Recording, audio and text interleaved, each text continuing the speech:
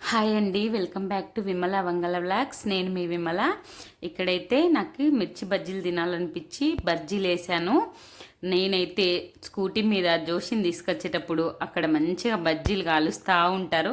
నాకు ఆ స్మెల్ ముక్కు దాకొచ్చి నాకు బజ్జీలు బాగా తినాలనిపిస్తుంది. కానీ బయట తింటేనేమో వాళ్ళు అదే ఆయిల్ పదే పదే వాడింటారేమో అని ఒక భయము.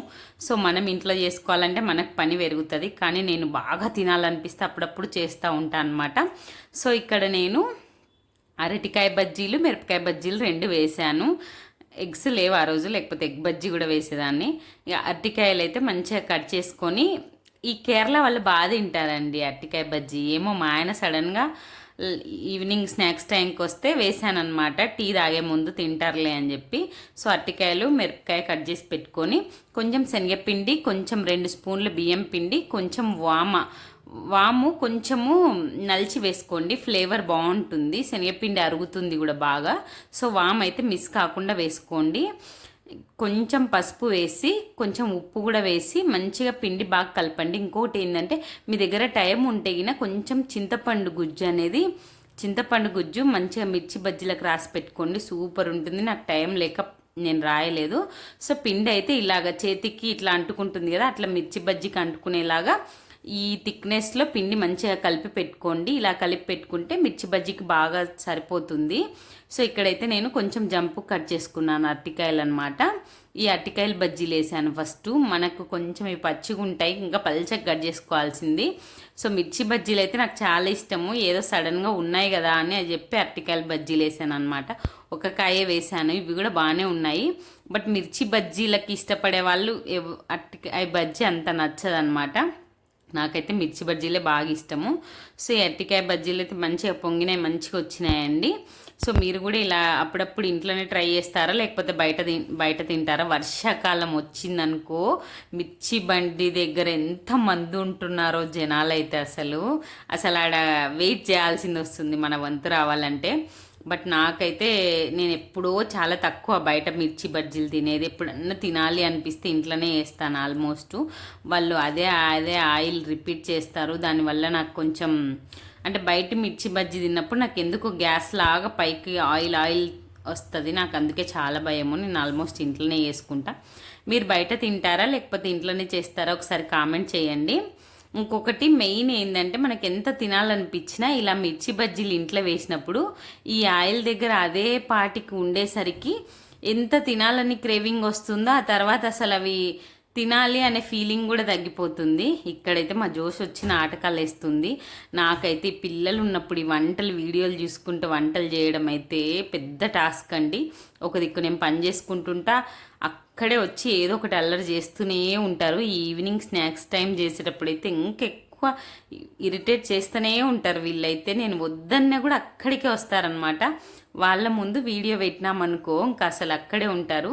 తర్వాత నేను అరటికాయ బజ్జీలు వేసినాక మిరపకాయ బజ్జీలు వేసాను అనమాట. మిరపకాయను ఫస్ట్ చీల్చుకొని అందులో ఉన్న ఇత్తనాలు ఫస్ట్ పక్కకు తీసి పెట్టాలి. ఈ మిర్చి బజ్జీలు చేసేటప్పుడు మీ మిర్చి బజ్జీలు ఏమో కానీ మా ఆయన నా ఫోన్ ఎక్కడ ఆయిల్లో పడుతుందో అని ఎక్కువ టెన్షన్, నాకంటే మా ఆయన ఎక్కువ టెన్షన్ అన్నాడు. ఇలా ఉంటుంది యూట్యూబ్ వీడియోలతో. అసలు ఎంత కష్టమో, అసలు ఇవి అంత ఈజీ కాదు ఈ వీడియోలు తీసుకుంటా వంటలు చేయడం అయితే. నాకు కూడా ఎప్పుడైతే 7 months నుండి నేను యూట్యూబ్ క్రియేటర్గా తయారైనానో అప్పటి నుండి నాకు బాగా తెలిసి వచ్చింది అంత ఈజీ కాదు డబ్బులు సంపాదించడం అనేది. ఇప్పటికి కూడా చాలామంది అనుకుంటుంటారు ఎంత డబ్బులు వచ్చినాయో అని. అసలు అంత సీన్ లేదండి. 1 single రూపీ కూడా రాలేదు ఇంతవరకు. సో నన్ను ఎవరన్నా అడుగుతుంటారనమాట, ఎవరన్నా ఫ్రెండ్స్ రిలేటివ్స్ ఏమైనా డబ్బులు వచ్చినాయని. ఒక్క సింగిల్ కూడా రూపీ కూడా రాలేదు. దీనికి చాలా ప్రాసెస్ ఉంది. నెక్స్ట్ వీడియోలలో దీని ప్రాసెస్ ఏందో కూడా చెప్తాను. సో యూట్యూబ్ అంటే కూడా అంత ఆషామాషి అయితే కాదు అసలు. సో ఇక్కడైతే నేను మిర్చి బజ్జీలు కూడా వేసాను అనమాట. మంచిగా వచ్చినాయండి మిర్చి బజ్జీలు కూడా, చాలా మంచిగా పొంగినాయి. మీరు పిండి కలిపేటప్పుడు లైట్గా కొంచెమే సోడా వేసుకోండి. ఎక్కువ వేసుకుంటేనేమో బాగా పొంగుతాయి కానీ ఆయిల్ బాగా పీల్చుకుంటాయి. కొంచెం చిటికెడు వేసుకోండి చాలు, ఎక్కువ అస్సలు వేయొద్దు. సో కొంచెం బాగా ఫ్రై అయినాక మీకు మిర్చి బజ్జీలలోకి పల్లీలు, ఉల్లిపాయలు, తర్వాత కొత్తిమీర, నిమ్మరసం ఇవన్నీ వేసుకొని తినడం ఇష్టమా, లేకపోతే ఇట్లే తినడం ఇష్టమా కామెంట్ చేయండి. నాకైతే ఈ మిర్చి బజ్జీల్లో మంచిగా ఒక చిన్న ఆనియన్స్ సన్న కట్ చేసి పెట్టుకొని, తర్వాత కొంచెం కొత్తిమీర, కొంచెం ధనియాల పొడి అవన్నీ కలిపి లైట్గా నిమ్మరసం కూడా కలిపి పెట్టినానులేండి.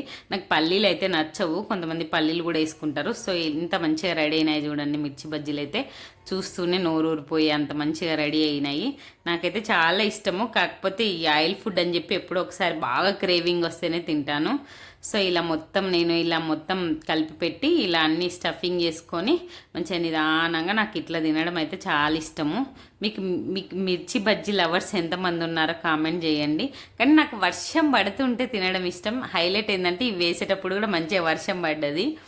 నాకు వర్షం పడుతుంటే ఎందుకో మిర్చి బజ్జీలకు వర్షానికి ఒక ఎమోషన్ లాగా, బయట వర్షం పడుతుంటే ఇక్కడ వేడి వేడి మిర్చి బజ్జీలు కానీ ఉల్లిపాయ పకోడీ కానీ తింటుంటే ఆ క్లైమేట్ని అంత బాగా ఎంజాయ్ చేసినట్టు అనిపిస్తుంది నాకైతే. చెప్పాను కదా, నాకైతే చాలా ఇష్టం అలా తినడము. సో ఇవి తిన్నాక ఒక మంచి టీ తాగితే ఆ సంతృప్తి వేరు అనిపిస్తుంది. మంచిగా నిమ్మరసం అన్నీ కలిపి పిండి అన్నీ అలా స్టఫింగ్ చేసుకొని తినడం ఇష్టం. నేను అందుకే బయట ఆల్మోస్ట్ తినను, అట్లా స్టఫింగ్ చేసుకొని ఉండదని ఇంట్లోనే తింటాను. కాకపోతే ఈ ఆయిల్ ఫుడ్ చేస్తే ప్రాబ్లం ఏంటంటే ఆ పెన్నం దగ్గర ఆ హీట్ ఆయిల్కి చేసి ఎంత తినాలని ఆరాట పడతామో లాస్ట్ అంత మంచిగా తినాలనే అనిపించదు. ఇన్ని ప్లేట్లో పెట్టుకున్నానా 4 తింటానే కడుపు నిండిపోతుంది, అసలు తినాలని కూడా అనిపించదు. అంతే అన్నమాట, హైలైట్ అదే విషయము. సో ఈ వీడియో నచ్చితే సబ్స్క్రైబ్ చేసుకోండి.